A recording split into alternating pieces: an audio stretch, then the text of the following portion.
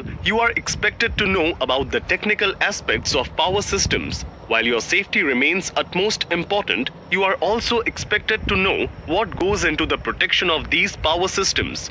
This course will familiarize you with the different concepts related to power systems protection.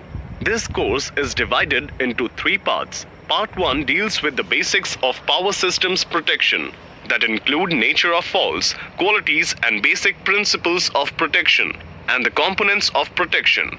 Part 2 deals with the function, operation and classification of relays. Finally, Part 3 deals with the setting of protection relay. Let's get started with Part 1, Basics of Power Systems Protection.